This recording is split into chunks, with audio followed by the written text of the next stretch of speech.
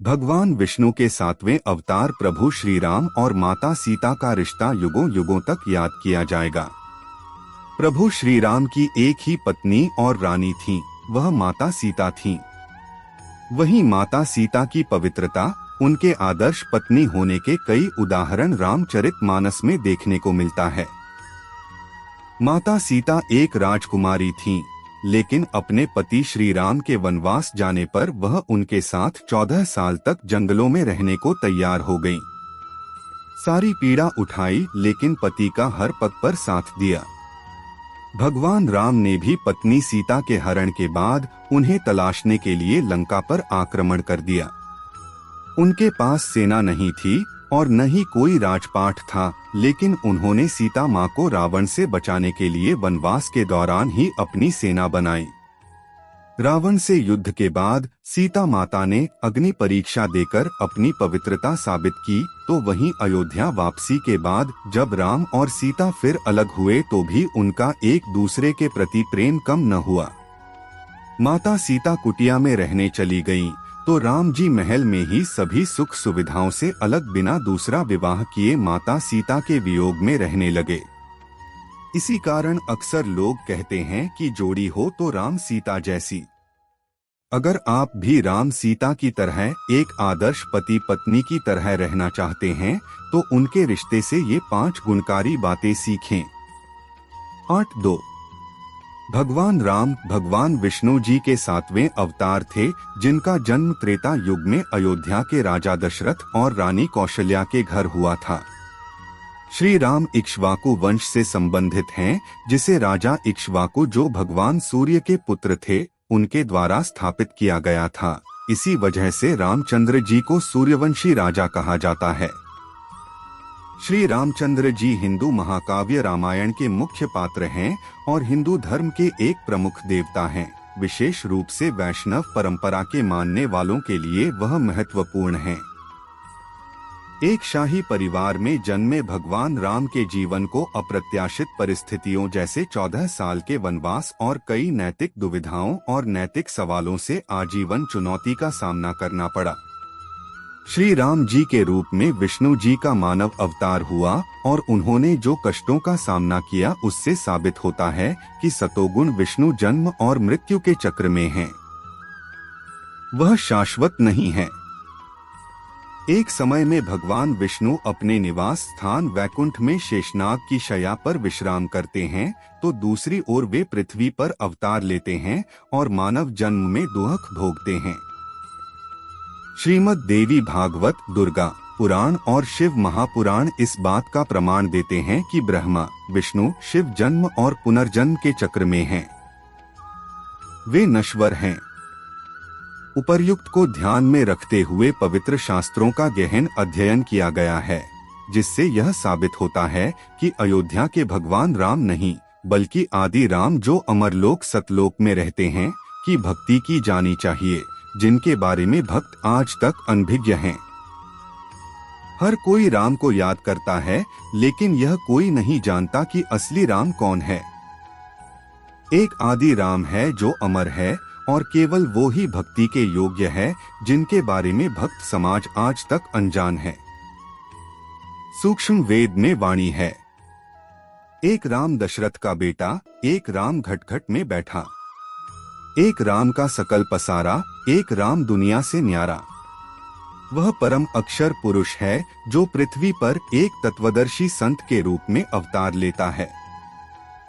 वह अपनी प्यारी आत्माओं को सच्चा आध्यात्मिक ज्ञान प्रदान करते हैं और उन्हें मुक्त करते हैं।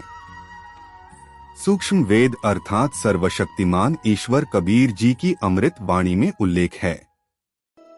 राम बुलावा भेजिया, दिया कबीरा रोय, जो सुख साधु संग में, सो बैकुंठ में न हो। प्राणी को सुख और शांति केवल सच्चे आध्यात्मिक गुरु की शरण में जाने से ही मिलती है, जो एक तत्वदर्शी संत की भूमिका निभाते हैं, क्योंकि वह सच्चे मोक्ष मंत्रों को प्रदान करते हैं और कसाई ब्रह्मकाल की जेल से छुड़ाकर आत्माओं का मोक्ष करवाते हैं। यह सुख और शांति भगवान विष्णु के निवास स्थान वैकुंठ में भी नहीं पाई जा सकती है। सच्चा आध्यात्मिक ज्ञान न होने के कारण पूरी दुनिया भगवान राम उर्फ भगवान विष्णु की ही पूजा करती है, जो आत्माओं को जन्म और पुनर्जन्म के दुष्चक्र से मुक्त नहीं कर सकते, क्योंकि वे स्वयं ब्रह्मकाल के जाल में फंसे हुए हैं। यह लेखन पाठकों को मर्यादा पुरुषोत्तम राम जी के जीवन का अवलोकन कराएगा, जिनकी पूजा मासूम भक्त युगों युगों से बड़ी श्रद्धा के साथ करते आ रहे थे, यह मानते हुए कि वह एक दिव्य पुरुष थे। जबकि महाकाव्य रामायण और अन्य पवित्र शास्त्रों के तथ्य यह स्पष्ट करते हैं कि आदि राम जो परम शाश्वत स्थान सतलोक के शिखर यानी 7वें आसमान में रहते हैं, वे अमर सत्पुरुष ही केवल पूजा करने के योग्य हैं। वह सर्वव्यापी और सर्वज्ञ हैं। इसका उल्लेख सूक्ष्म वेद में किया गया है। एक राम दशरथ का बेटा, दूजा सकल पसारा, तीजा घट घट का वासी, चौथा दुनिया से न्यारा। नारद मुनि का भगवान विष्णु को श्राप देना। भगवान राम का 14 वर्ष का वनवास। ब्रह्मा काल का जाल, जब भगवान राम ने देवी पार्वती को पहचाना। भगवान राम का राजा बाली को धोखे से मारना। राम सेतु का निर्माण किसने किया था, भगवान राम या आदि राम ने? गरुड़ ने श्री राम को नागफांस से मुक्त कराया। श्री राम जी ने आदि राम जी की कृपा से रावण का वध किया। भगवान राम द्वारा सीता जी की अग्नि परीक्षा लेना। श्री राम और सीता जी ने वफादार भक्त हनुमान जी का अपमान किया। श्री राम और सीता जी की मृत्यु कैसे हुई? राजा बाली ने द्वापर युग में श्री राम जी से बदला क्यों लिया? क्या श्री राम जी की पूजा से मुक्ति संभव है? पहले आइए हम भगवान राम के जीवन पर प्रकाश डालते हैं और जानते हैं कि भगवान विष्णु को भगवान राम के रूप में पृथ्वी पर अवतार क्यों लेना पड़ा। नारद मुनि का भगवान विष्णु को श्राप देना। एक बार ऋषि नारद जी ने घोर तपस्या की और उन्हें घमंड हो गया कि उन्होंने विषय विकारों पर विजय प्राप्त कर ली है। तपस्या पूरी करने के बाद वह अपने पिता भगवान ब्रह्मा से मिलने गए और उन्हें अपने उसी विश्वास से अवगत कराया। भगवान ब्रह्मा ने नारद जी से भगवान विष्णु जी से इस बारे में चर्चा नहीं करने के लिए आग्रह किया। चूंकि नारद मुनि अति आत्मविश्वास और उत्साह में थे, इसलिए उन्होंने अपने पिता द्वारा दी गई चेतावनी के बावजूद विष्णु जी के साथ वह बात साझा करने की सोची, अर्थात पिता की बात नहीं मानी। नारद मुनि अपने चाचा विष्णु जी से मिलने गए और शेखी बखारने लगे कि उन्होंने वासना पर विजय प्राप्त कर ली है और वे आजीवन तपस्वी का जीवन व्यतीत करेंगे। नारद मुनि के अभिमान और गलतफहमी को दूर करने के लिए विष्णु जी ने एक मायावी दुनिया रची, जहां पर एक सुंदर राजकुमारी का स्वयंवर आयोजित किया गया था और दूर दूर के प्रसिद्ध शासक राजकुमारी से विवाह करने आए थे। ऐसा भव्य उत्सव और तैयारियों को देखकर नारद मुनि राजकुमारी से विवाह करने के लिए उत्साहित हो गए। भगवान विष्णु का रूप मनमोहक है। नारद जी ने विष्णु जी को याद किया और उनसे उनका हरि रूप उन्हें प्रदान करने के लिए इच्छा जाहिर की। संस्कृत में हरि का अर्थ बंदर होता है। भगवान विष्णु ने चतुराई से तथास्तु कहकर सहमति दी और नारद जी का चेहरा वानर की तरह परिवर्तित हो गया, जिससे नारद जी अनजान थे। स्वयंवर का समय आ गया और राजकुमारी ने शाही दरबार में प्रवेश किया। नारद जी कतार में खड़े थे और राजकुमारी की प्रतीक्षा कर रहे थे कि वह उन्हें माला पहनाए। वह पास आई, ऋषि नारद को देखकर भी अनदेखा कर आगे की ओर चली गई। नारद मुनि चौंक गए कि राजकुमारी ने उनकी उपेक्षा क्यों की। दूसरा मौका देते हुए नारद मुनि एक और पंक्ति में आगे बढ़े, जहां राजकुमारी को अगले पल पहुंचना था। दूसरी बार भी राजकुमारी ने नारद जी को नजरअंदाज कर दिया। तब उनके पास खड़े किसी व्यक्ति ने नारद जी के बंदर रूप का मजाक उड़ाया, जिससे नारद मुनि नाराज हो गए। तब उग्र नारद मुनि ने भगवान विष्णु को श्राप दिया, तुम अपनी पत्नी के वियोग में एक पूरा मानव जीवन व्यतीत करोगे और मेरी ही भांति वियोग का दर्द झेलोगे और बंदर जैसे मुख वाले प्राणी तुम्हारी मदद करेंगे। वाय वाय। टिप्पणी पुण्य आत्माओं। यहाँ साधकों को ब्रह्मकाल के भयंकर जाल को समझने की आवश्यकता है। वह धोखेबाज है। वह इस तरह की रणनीति निभाता है। सबसे पहले ब्रह्मकाल ने विष्णु जी को नारद जी के घमंड को कुचलने के लिए प्रेरित किया, जिससे विष्णु जी ने एक मायावी दुनिया रची। फिर नारद जी ने विष्णु जी के समान सुंदर दिखने की इच्छा से उनका आह्वान किया। विष्णु जी ने नारद जी के साथ छल किया, जिसके परिणामस्वरूप नारद जी ने विष्णु जी को श्राप दिया। ब्रह्मकाल के 21 ब्रह्मांडों में विष्णु जी केवल सतोगुण विभाग के स्वामी हैं। उनके पास विभिन्न प्रकार की सीमित शक्तियां हैं। यहाँ तक कि ऋषि नारद भी कोई सामान्य व्यक्ति नहीं हैं।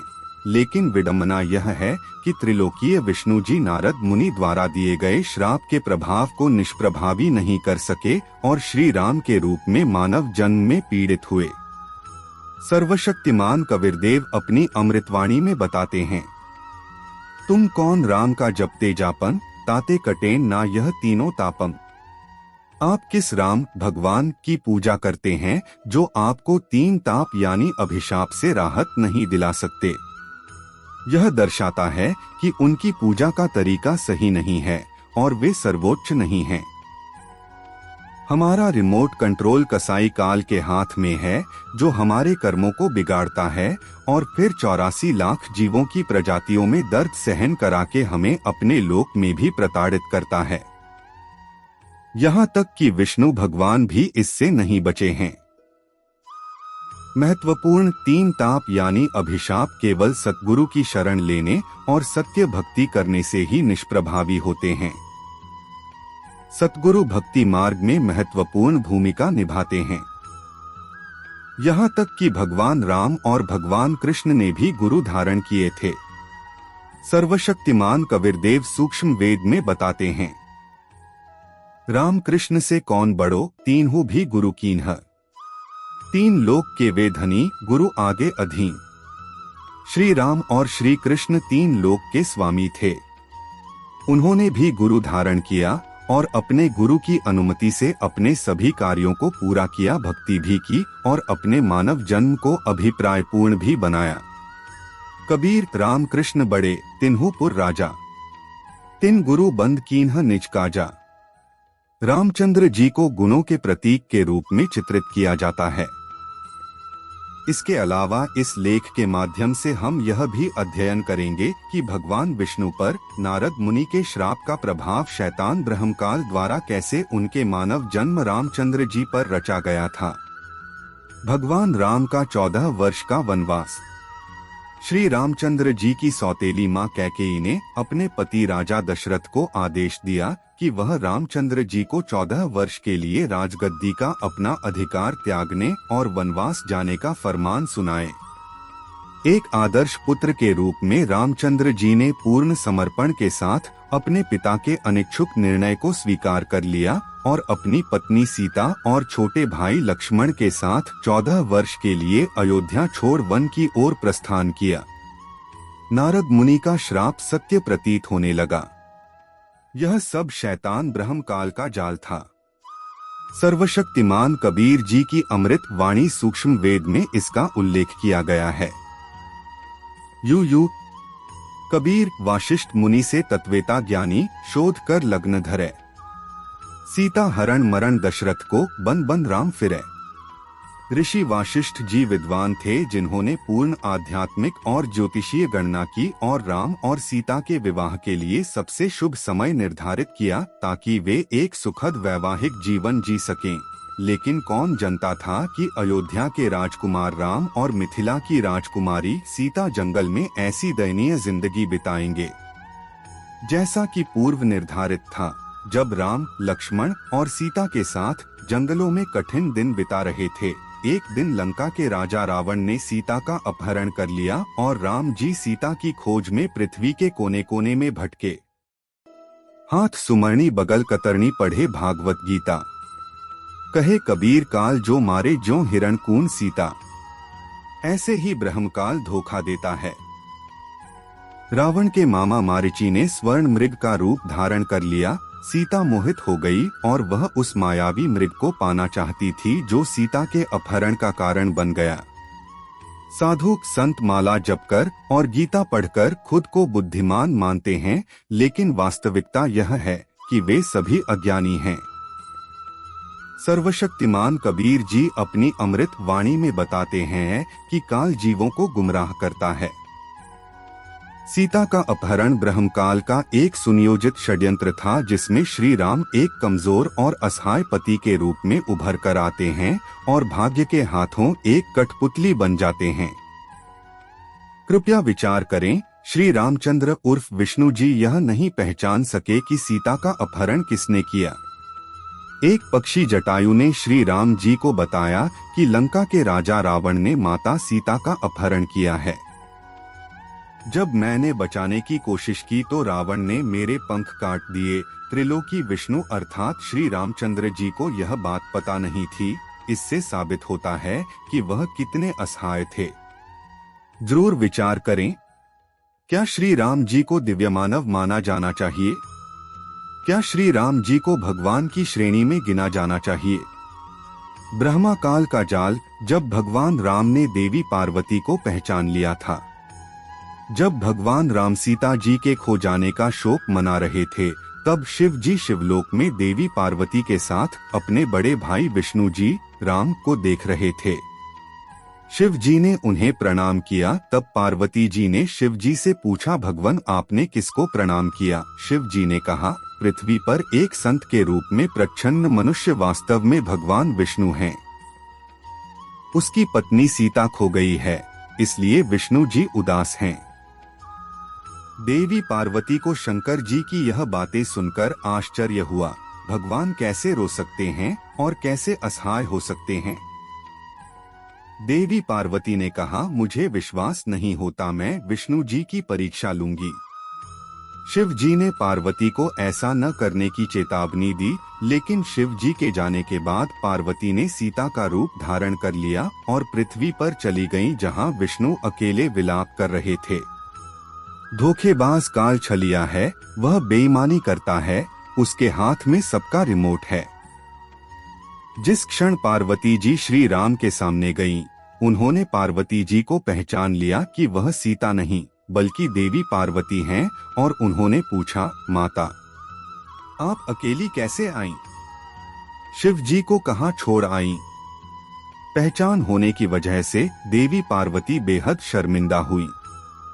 जब वह वापस गई तो भगवान शिव ने आसानी से पहचान लिया कि देवी पार्वती ने उन्हें धोखा दिया है और दी गई चेतावनी के बावजूद वे विष्णु जी की परीक्षा लेने गई थीं। शिव जी नाराज हो गए क्योंकि देवी पार्वती ने उनके बड़े भाई की पत्नी सीता जी का रूप धारण किया था, इसलिए उन्होंने पार्वती जी को अपनी पत्नी स्वीकार करने से इनकार कर दिया, क्योंकि अब वह मां के रूप में सम्मानित हैं। इसके बाद हताश शिव तपस्या के लिए चले गए। माता पार्वती को अपने किए का पछतावा हुआ, लेकिन तब तक बहुत देर हो चुकी थी। वह भी शिवलोक छोड़कर अपने माता पिता के घर पर रहने के लिए चली गईं। जब देवी पार्वती अपने माता पिता के घर गईं, तो उन्होंने देखा कि उनके पिता दक्ष ने एक भव्य धार्मिक यज्ञ का आयोजन किया है, जिसमें उन्होंने सभी देवताओं, प्रसिद्ध राजाओं, संतों आदि अनेक गणमान्य व्यक्तियों को आमंत्रित किया हुआ है, लेकिन भगवान शिव और उनकी उपेक्षा की। दक्ष ने शिव पार्वती के विवाह से खुश नहीं होने के कारण पार्वती का अपमान भी किया। अपने पिता के व्यवहार से क्रोधित पार्वती अग्नि कुंड में कूद गईं और खुद को जला दिया। जब शिव जी को इस बारे में पता चला तो उन्होंने दक्ष के सिर को काट दिया।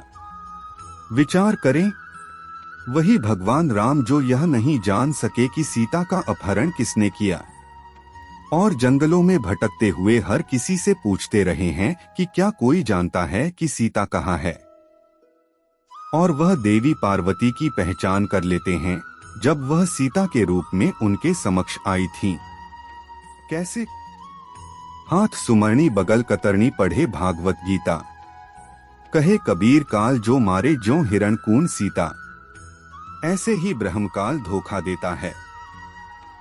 रावण के मामा मारीची ने स्वर्ण मृग का रूप धारण कर लिया। सीता मोहित हो गई और वह उस मायावी मृग को पाना चाहती थी जो सीता के अपहरण का कारण बन गया। साधु संत माला जपकर और गीता पढ़कर खुद को बुद्धिमान मानते हैं, लेकिन वास्तविकता यह है कि वे सभी अज्ञानी हैं। सर्वशक्तिमान कबीर जी अपनी अमृत वाणी में बताते हैं कि काल जीवों को गुमराह करता है। सीता का अपहरण ब्रह्मकाल का एक सुनियोजित षड्यंत्र था, जिसमें श्री राम एक कमजोर और असहाय पति के रूप में उभर कर आते हैं और भाग्य के हाथों एक कठपुतली बन जाते हैं। कृपया विचार करें, श्री रामचंद्र उर्फ विष्णु जी यह नहीं पहचान सके कि सीता का अपहरण किसने किया। एक पक्षी जटायु ने श्री राम जी को बताया कि लंका के राजा रावण ने माता सीता का अपहरण किया है। जब मैंने बचाने की कोशिश की तो रावण ने मेरे पंख काट दिए। त्रिलोकी विष्णु अर्थात श्री रामचंद्र जी को यह बात पता नहीं थी। इससे साबित होता है कि वह कितने असहाय थे। जरूर विचार करें, क्या श्री राम जी को दिव्य मानव माना जाना चाहिए? क्या श्री राम जी को भगवान की श्रेणी में गिना जाना चाहिए? ब्रह्मा काल का जाल, जब भगवान राम ने देवी पार्वती को पहचान लिया था। जब भगवान राम सीता जी के खो जाने का शोक मना रहे थे, तब शिव जी शिवलोक में देवी पार्वती के साथ अपने बड़े भाई विष्णु जी राम को देख रहे थे। शिव जी ने उन्हें प्रणाम किया। तब पार्वती जी ने शिव जी से पूछा, भगवान आपने किसको प्रणाम किया? शिव जी ने कहा, पृथ्वी पर एक संत के रूप में प्रच्छन्न मनुष्य वास्तव में भगवान विष्णु हैं। उसकी पत्नी सीता खो गई है, इसलिए विष्णु जी उदास हैं। देवी पार्वती को शंकर जी की यह बातें सुनकर आश्चर्य हुआ। भगवान कैसे रो सकते हैं और कैसे असहाय हो सकते हैं? देवी पार्वती ने कहा, मुझे विश्वास नहीं होता, मैं विष्णु जी की परीक्षा लूंगी।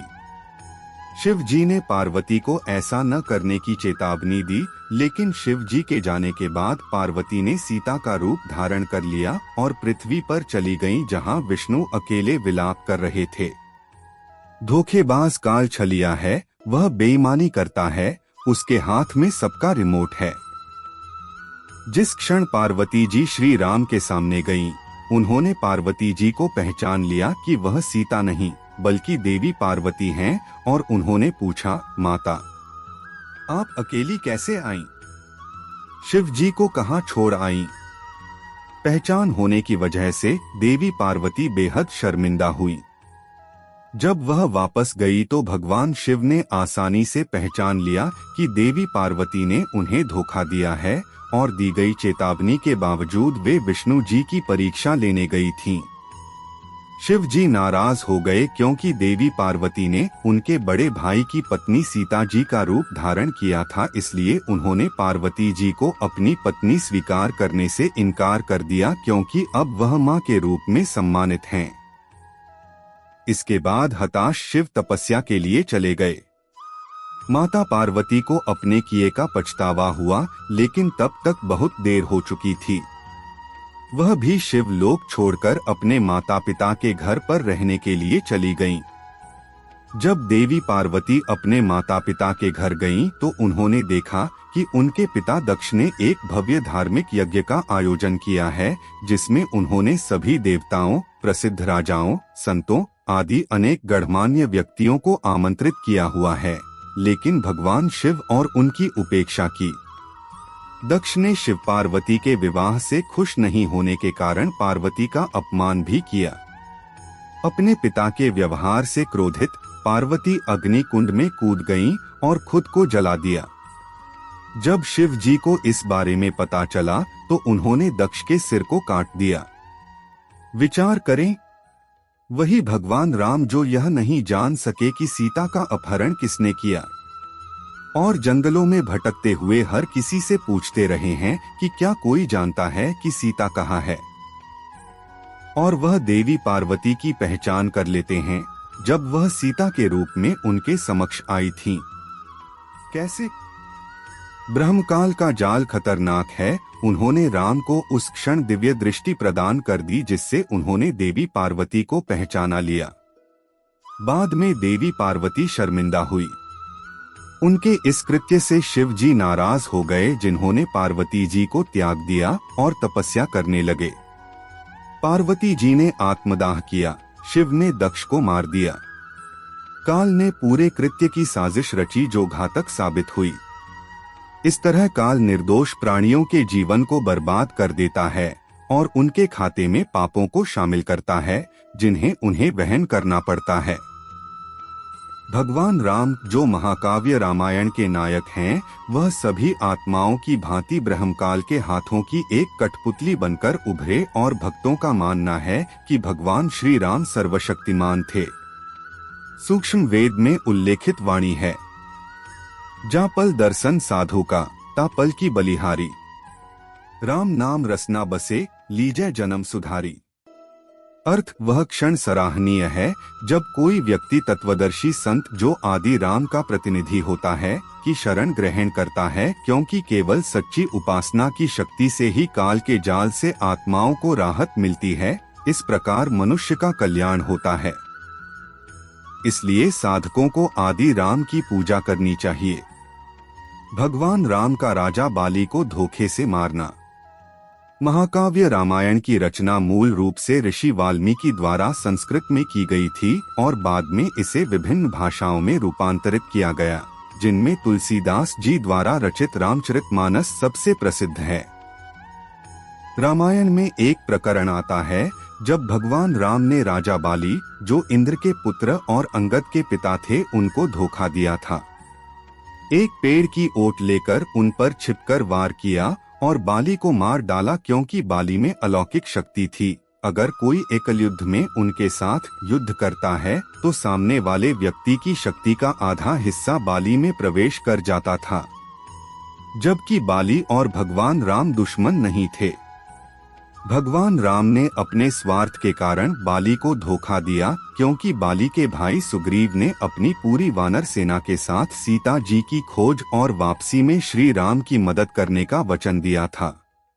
इससे त्रिलोकीय विष्णु जी कितने शक्तिवान हैं, इसका सहज में ही अंदाजा लगाया जा सकता है, जो बाली को सामने से युद्ध में परास्त करने में सक्षम नहीं थे। भगवान राम द्वारा राजा बाली को धोखा देने का यह कृत्य एक कायरतापूर्ण कृत्य था जो बेहद शर्मनाक है। भक्त राम को दिव्य पुरुष मानते हैं, जो मानवीय और दैवीय दोनों की शक्तियों से सुसज्जित होने की मिसाल हैं। ऐसे दिव्य मानव अर्थात श्री राम जी ने कायरतापूर्ण कार्य किया। यदि वह इतने शक्तिशाली थे तो उन्हें सामने से एक बहादुर योद्धा की तरह बाली से लड़ना चाहिए था। यह प्रकरण फिर से साबित करता है कि भगवान राम बाली का सामना करने में असमर्थ थे, इसलिए छिपकर बाली की हत्या कर दी। इस प्रकरण में वह एक धोखेबाज के रूप में उभरे। राम सेतु का निर्माण किसने किया था, भगवान राम या आदि राम ने? हनुमान एक भक्त आत्मा थे। वह रामचंद्र जी द्वारा एक शांति दूत के रूप में लंका में अभिमानी शासक रावण को आत्मसमर्पण करने और सीता को राम जी को वापस लौटाने के लिए भेजे गए थे। लेकिन अहंकारी रावण ने उनकी बात को नहीं स्वीकारा और सीता को वापस करने से मना कर दिया। बाद में फिर युद्ध की यलगार हुई, परंतु अब विशाल महासागर लंका तक पहुंचने में बाधक बन गया। रामचंद्र जी लगातार 3 दिनों तक घुटनों पानी तक महासागर में खड़े रहे और समुद्र से रास्ता देने का अनुरोध किया, लेकिन सागर ने रास्ता नहीं दिया। इससे हताश होकर श्री राम ने अग्नि बाण को उठाकर पूरे समुद्र को जला देने का प्रण लिया। तब सागर ने ब्राह्मण का रूप धारण किया और हाथ जोड़कर श्री राम के समक्ष खड़े हो गए और क्षमा मांगी और श्री राम से कहा कि आपकी वानर सेना में जो 2 भाई नल और नील हैं, उनको अपने गुरु जी ऋषि मुनिंदर, सर्वशक्तिमान ईश्वर कबीर जी यानी आदि राम की कृपा से शक्ति प्राप्त है। यदि उनके हाथों से कोई भी वस्तु जल में डाली जाएगी तो वह डूबेगी नहीं बल्कि तैर जाएगी, लेकिन उन्होंने इस शक्ति को गर्व अभिमान हो जाने के कारण खो दिया है। अब ऋषि मुनिंदर जी ही श्री राम की मदद कर सकते हैं। सर्वशक्तिमान कबीर जी सूक्ष्म वेद में बताते हैं, साधु दर्शन राम का मुख पर बसे सुहा। दर्शन उन्हीं को होत हैं जिनके पूर्ण भा। श्री राम उर्फ विष्णु भी आदि राम के बच्चे हैं। उन्हें इस विषम परिस्थिति में भगवान कबीर साहेब के आशीर्वाद की आवश्यकता थी, इसलिए उन्होंने आदि राम को याद किया। परम अक्षर पुरुष कबीरदेव सेतुबंध पर ऋषि मुनिंदर के रूप में प्रकट हुए और ब्रह्मकाल को दिए गए अपने वचन के अनुसार भगवान कबीर साहेब ने श्री राम की सेना के लिए राम सेतु का निर्माण किया। ऋषि मुनिंदर उर्फ आदि राम ने पर्वत के चारों ओर एक रेखा को चिन्हित किया और अपनी सर्वोच्च शक्ति से उस रेखा के अंदर के पत्थरों को लकड़ियों की भांति हल्का कर दिया, जो पुल का निर्माण करते समय डूबे नहीं। इस प्रकार राम सेतु का निर्माण आदि राम की कृपा से हुआ था। इससे पूर्व श्री राम पुल का निर्माण नहीं कर सके। यहाँ तक कि नल और नील भी असफल हो गए थे। चूंकि नल और नील वास्तुकार थे, इसलिए उन्होंने उन हल्के पत्थरों को तराशा और उन्हें एक दूसरे के अनुकूल बनाकर जोड़ा और पूरी वानर सेना ने सेतु निर्माण के कार्य में अपना भरपूर योगदान दिया। पहचान के लिए हनुमान जी ने उन सभी हल्के पत्थरों पर राम राम लिख दिया और अब तक भोले भक्त यह मानते रहे कि राम सेतु का निर्माण श्री राम की कृपा से हुआ था। इस प्रकार अज्ञानतावश श्रद्धालु श्री राम को एक सर्वशक्तिशाली दिव्य पुरुष मानते रहे। इसका उल्लेख सूक्ष्म वेद में किया गया है। कबीर समुद्र पाट लंका गए, सीता को भरता। 7 समुद्र अगस्त मुनि पी गए, इनमें कौन करता। यदि यह मान लिया जाए कि राम सेतु का निर्माण श्री राम की कृपा से हुआ था और फिर पूरी सेना लंका पहुंच सकी थी और इस कारण से आप श्री राम को दिव्य पुरुषों की श्रेणी में गिनते हो, तो इसी प्रकार एक बार ऋषि अगस्त्य ने एक घूंट में 7 महासागरों को पी लिया था। उनके पास अलौकिक शक्तियां थीं। फिर आप श्री राम और ऋषि अगस्त्य में से किसे भगवान के रूप में पूजोगे। यह भक्तों के बीच एक मिथक है कि राम सेतु भगवान राम की कृपा से बनाया गया था। तथ्य राम सेतु का निर्माण आदि राम कबीर परमात्मा की कृपा से हुआ था। जब भगवान कबीर साहेब ने पत्थरों को लकड़ी जैसे हल्का कर दिया था जो राम सेतु निर्माण में उपयोग किए गए थे। राम जी ने आदि राम जी की कृपा से रावण का वध किया। रावण भगवान शिव का बहुत बड़ा भक्त था। रावण ने 10 बार शिव जी को अपना सिर काट कर चढ़ाया और 10 बार ही शिव जी ने रावण को उसका शीश लौटा दिया था और उसे आशीर्वाद दिया कि आप 10 बार सिर कटने के उपरांत ही मर सकेंगे। रावण को मारना मुश्किल था क्योंकि रावण को नाभि में अमृत होने का वरदान मिला हुआ था। कहा जाता है कि रावण अत्यधिक शक्तिशाली था और उसने 33 करोड़ देवी देवताओं को भी कैद कर लिया था। सीता को रावण की जेल से मुक्त कराने के लिए श्री राम और रावण के बीच युद्ध हुआ, लेकिन राम रावण को नहीं मार सके। तब विभीषण ने श्री राम जी से कहा कि रावण की नाभि में तीर लगने पर ही रावण का वध हो सकता है, लेकिन रामचंद्र के सारे प्रयास व्यर्थ गए। फिर रामचंद्र जी ने सर्वोच्च भगवान कबीर साहेब जी का आह्वान किया। आदि राम कबीर साहेब जी ने गुप्त रूप में रामचंद्र के हाथों पर हाथ रखा और रावण की नाभि में तीर मारा। इस तरह आदि राम की कृपा से रावण मारा गया। परमेश्वर कबीर साहेब जी कहते हैं, हम ही रावण मार लंका पर करी चढ़ाई, हम ही 10 सिर मार देवतन की बंध छुड़वाई, हम ही राम रहीम करीम पूर्ण करतारा, हम ही बांधे सेतु चढ़े संग पदम 18। इसका उल्लेख सूक्ष्म वेद में किया गया है।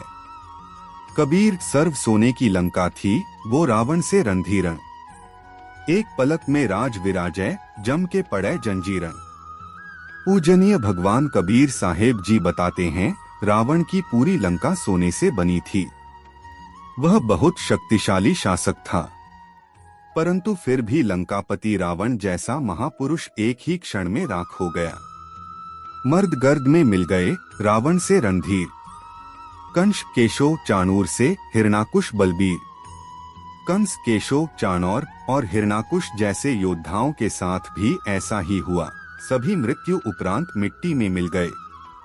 सर्वशक्तिमान कबीर साहेब जी अपनी अमृत वाणी में कहते हैं कि सत्पुरुष की सत्य साधना के बिना पूरी दुनिया भ्रम में रहती है। रावण अरबखरबपति था, लेकिन मृत्यु उपरांत अपने साथ 1 ग्राम सोना भी नहीं ले जा सका। ब्रह्मकाल के क्षेत्र में लोग सिर्फ धन संचय करने तक ही सीमित रह गए हैं, परंतु सच्चाई यह है कि वह इस धन को मृत संसार को छोड़ने पर अपने साथ नहीं ले जा सकते। परम अक्षर पुरुष की सत्य साधना करने के बजाय अज्ञानता के कारण वे केवल धन अर्जित करने में ही अपने बहुमूल्य मानव जन्म को बर्बाद कर देते हैं, जिससे वे मोक्ष प्राप्त नहीं कर पाते। भक्ति बिना क्या होत है, ये भरम रहा संसार। रति कंचन पाया नहीं, रावण चलती बार। परमात्मा कबीर साहेब जी बताते हैं कि जीव अकेले ही इस दुनिया में आता है और अकेला ही चला जाता है। धन अर्जित करने और एक विशाल साम्राज्य बनाना यह मनुष्य का एक भ्रम है। रावण का बहुत बड़ा साम्राज्य और विशाल परिवार था। उनके 1 लाख बेटे और 1.25 लाख पोते थे, लेकिन आज उनके परिवार में एक भी परिवार का सदस्य जीवित नहीं है, सभी मर चुके हैं। आवत संग न जात संगाती, क्या हुआ दर बांधे हाथी। 1 लख पूत 1.25 लाख नाती, उस रावण के आज दिया न बाती। इसलिए भगवान कबीर साहेब जी गुमराह और आध्यात्मिक रूप से मृत आत्माओं को जगाते हैं और उन्हें आदि राम की सत्य साधना करने के लिए प्रेरित करते हैं और कसाई ब्रह्मकाल के जाल से छुटकारा दिलवाते हैं। राम नाम जप कर थिर होई, ओहम सोहम मंत्र दोई। ओम सोहं जपले भाई, राम नाम की यही कमाई। इससे पहले कि देर हो जाए, आदि राम जो सर्वव्यापी है को पहचान कर मोक्ष मंत्रों का जाप करना चाहिए। वह आदि राम कबीरदेव जी हैं। रावण का भाई विभीषण आदि राम के शिष्य थे और उन्होंने उनकी शरण ग्रहण कर सत्य साधना की, जिससे उन्हें रावण की मृत्यु के उपरांत आदि राम की कृपा से लंका का राज्य प्राप्त हुआ। टिप्पणी: श्री राम उर्फ श्री विष्णु ने 14 वर्ष के वनवास के दौरान अपने मानव जन्म में बहुत कष्ट झेले। नारद मुनि का श्राप सच हो गया।